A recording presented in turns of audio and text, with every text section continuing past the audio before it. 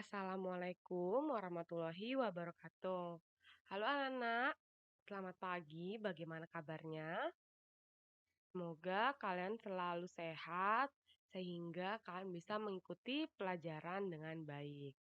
Nah, hari ini kembali lagi ke pelajaran IPS, masih di bab 3 yaitu peran ekonomi dalam menyejahterakan masyarakat. Nah, kita melanjutkan bagian A, jenis-jenis usaha berdasarkan bidangnya.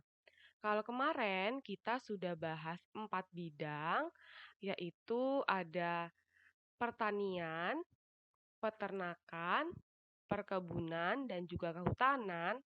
Hari ini kita melanjutkan yang 5 lagi yaitu perikanan, lalu pertambangan, perindustrian, perdagangan, dan juga jasa. Jadi ada 9, hari ini kita bahas sisanya yaitu ada 5. Kita bahas dulu yang kelima, melanjutkan yang kemarin, yaitu perikanan. Nah, perikanan ini usaha penangkapan atau pembudidayaan hewan perairan. Jadi, segala hewan yang ada di air itu dibudidayakan. Yang kita konsumsi ya, tapi dalam kurung yang dikonsumsi bukan hanya saja ikan, tetapi ada cumi-cumi, kemudian ada udang, dan juga yang lainnya. Nah, perikanan ini dibagi menjadi dua berdasarkan jenis perairannya. Yang pertama ada perikanan darat.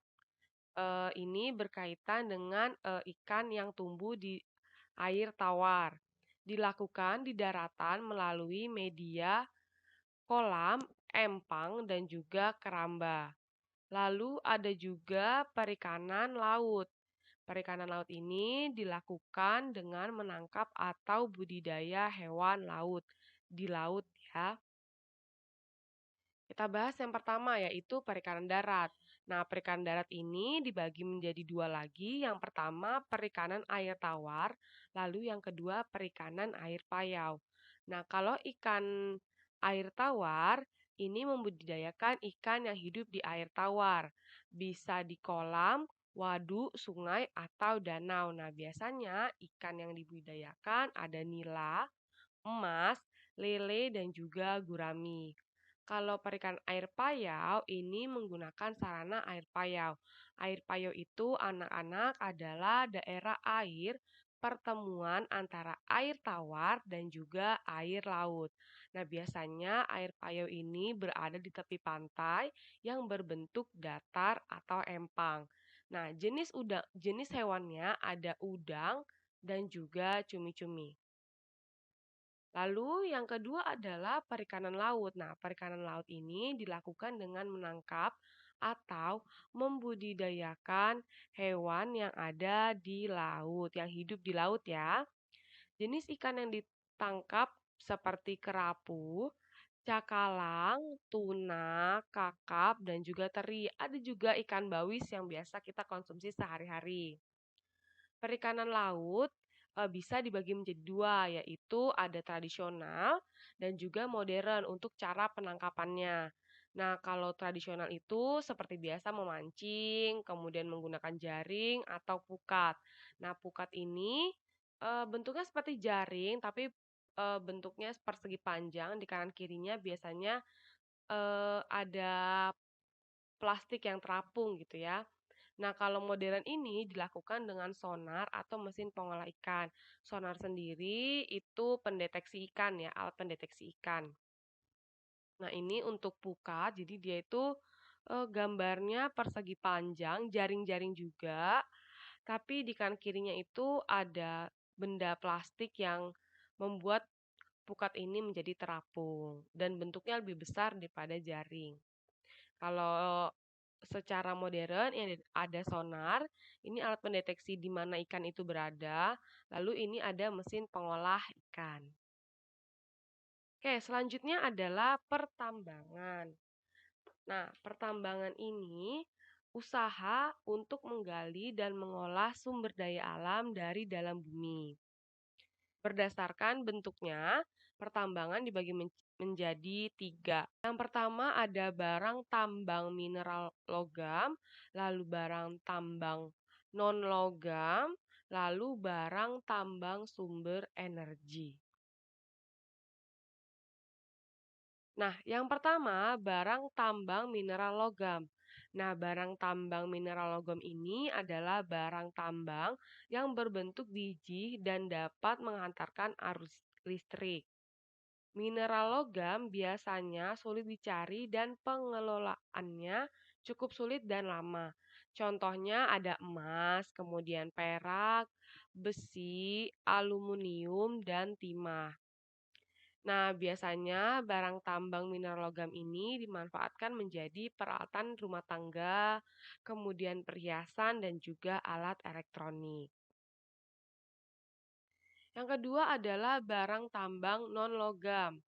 Nah, ini adalah barang tambang yang tidak termasuk barang mineral logam maupun sumber energi dan tidak dapat menghantarkan arus listrik. Nah, contohnya ada batu kapur, belerang, pasir, arsbes, dan intan. Barang tambang non-logam dapat dimanfaatkan sebagai bahan bangunan, industri, membuat berbagai peralatan dan juga perhiasan. Lalu yang ketiga adalah barang tambang sumber energi. Nah, ini adalah barang tambang yang menghasilkan energi yang bermanfaat bagi kehidupan manusia yang kita gunakan sehari-hari. Contohnya minyak bumi kita gunakan untuk bensin ya, kemudian ada uranium, batu bara, dan juga gas alam. Lalu yang ketujuh adalah perindustrian. Nah, perindustrian ini adalah usaha mengolah bahan mentah menjadi bahan baku atau barang jadi disebut dengan kegiatan industri. Nah, bahan baku itu apa? Jadi bahan baku itu bahan siap olah, misalnya tepung, kemudian keju, lalu misalnya terigu, terigu sama tepung sama ya, atau misalnya susu olahan gitu ya. Nah, kegiatan industri yang dilakukan di rumah disebut industri kecil, sedangkan yang dilakukan di pabrik dalam jumlah yang besar itu disebut industri besar. Nah, industri besar lebih membutuhkan modal dan juga tenaga kerja ya lebih banyak karena dia bersifat skalanya itu banyak ribuan gitu ya atau bahkan jutaan. Contoh industri besar misalnya pabrik tekstil. Ini seperti di gambar, yang pertama ini pabrik tekstil, lalu yang kedua industri rumahan. Industri contohnya industri kue rumahan ya. Nah, lanjut ke 8 yaitu perdagangan. Nah, perdagangan ini adalah kegiatan membeli barang dari orang lain untuk selanjutnya dijual kembali. Oke, orang yang melakukannya disebut pedagang. Jadi orang yang beli barang kemudian dijual lagi itu namanya pedagang. Kalau misalnya kalian dekat rumah kalian itu ada toko-toko yang jualan, nah itu om atau tante yang jualan disebut pedagang. Nah, perdagangan ini bisa dilakukan di pasar, warung, toko, dan juga pedagang kaki lima. Nah, tempat tante dan om menjual atau membeli barang yang dia jual itu disebut dengan produsen. Jadi produsen ini orang yang menghasilkan barang atau jasa yang bisa dijual.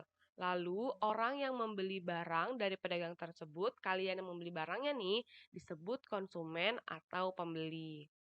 Nah, tempat bertemunya pembeli dan penjual melakukan perdagangan disebut pasar.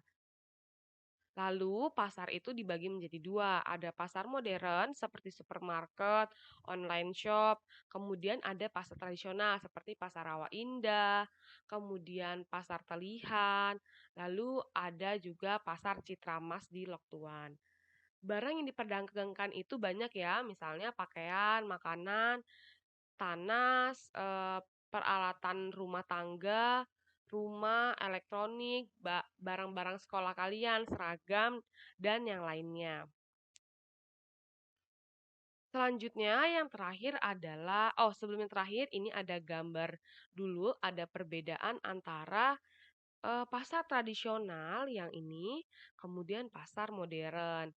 Jadi kalau misalnya pasar tradisional itu biasanya, tempatnya tidak terlalu rapih, kemudian berdempetan dan juga cukup panas. Kalau di tempat modern itu barang-barang berjejer rapi, kemudian dingin dan juga lebih bersih. Jadi jangan heran kalau pasar modern itu lebih mahal harganya dibandingkan pasar tradisional karena pasar modern itu membutuhkan perawatan tempat yang lebih ekstra gitu ya. Nah, yang terakhir adalah jasa. Jasa adalah usaha yang dilakukan seseorang dengan cara memberikan pelayanan kepada orang lain untuk mendapatkan imbalan. Nah, jasa ini tidak berwujud, kalian tidak bisa lihat wujudnya seperti kalian membeli barang, kemudian mendapatkan emas atau melihat perdagangan ikan gitu, tidak. Tapi bisa kalian rasakan. Contohnya pada gambar ini adalah jasa di bidang pariwisata atau rekreasi. Nah, ini ada tour guide. Nah, ini nggak bisa dilihat, tapi bisa kalian rasakan kan, jadi lebih mudah mendapatkan informasi, nggak kesasar gitu ya, seperti kalau kalian lagi wisata di tempat yang baru. Nah, ini ada banyak, ada sekitar 8 atau 9 jenis jasa. Yang pertama ada jasa transportasi. Ini biasanya dilakukan oleh sopir dan juga perusahaan angkutan barang atau ekspedisi. Kemudian ada jasa keamanan, ini misalnya satpam dan juga pengawal pribadi. Lalu ada jasa kesehatan, ada dokter, kemudian ada perawat, ada apoteker dan lain-lain. Ada psikiater juga. Lalu ada jasa pendidikan seperti ibu, guru, dosen, dan juga pengajar les. Kan nggak bisa lihat ilmu yang ibu berikan, tapi kan bisa merasakan manfaat ilmu yang ibu berikan. Lalu ada jenis bisnis, jasa bisnis keuangan. Ini berkaitan dengan perbankan, biasanya ada akuntan. Akuntan ini adalah orang yang bisa mengerjakan akuntansi atau perhitungan pemasukan dan pengeluaran kalian. Lalu ada jasa usaha rumah tangga, ini biasanya berkaitan dengan misalnya tukang kebun, terus tukang perbaikin listrik, atau ART, asisten rumah tangga, mbak-mbak kalian di rumah. Lalu ada jasa perawatan pribadi seperti salon, kecantikan, dan juga yang lainnya. Lalu ada jasa perumahan, ini biasanya dilakukan oleh pemilik hotel dan juga tempat penginapan, pemberi sewa apartemen, dan juga pemilik tempat kos. Lalu ada jasa rekreasi dan hiburan. Ini dilakukan oleh pemberi sewa alat-alat. Biasanya kalau kalian ke tempat wisata kan ada penyewaan alat tuh. Misalnya kalau mau berenang ada penyewaan ban gitu ya. Atau tempat untuk melakukan kegiatan rekreasi atau bisa juga tour guide. Nah, sudah selesai materinya sampai di sini, sudah kita bahas 9. Minggu depan kita akan membahas jenis-jenis usaha berdasarkan cara pengelolaannya. Cukup sampai di sini pertemuannya, Ibu akhiri. Wassalamualaikum warahmatullahi wabarakatuh dan selamat pagi.